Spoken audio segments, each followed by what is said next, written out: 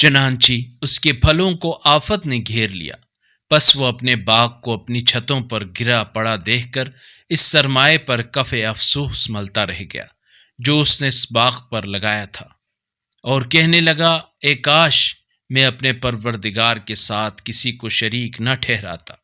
اور ہوا بھی یہی ہے کہ اللہ کے سوا کوئی جماعت اس کے لیے مددگار ثابت نہیں ہوئی، اور نہ ہی وہ بدلہ لے سکا۔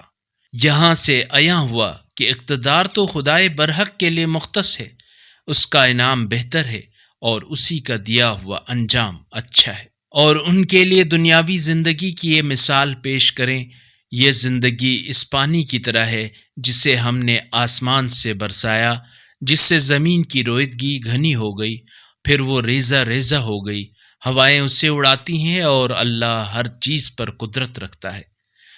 اگر اس قرآنی کلپ نے آپ کے دل کو چھو لیا ہے تو براہ کرم چینل کو سبسکرائب کر لیجئے اور بیل آئیکن کو دبا دیجئے۔ اللہ نور السماوات والارض، اللہ آسمانوں اور زمین کا نور ہے۔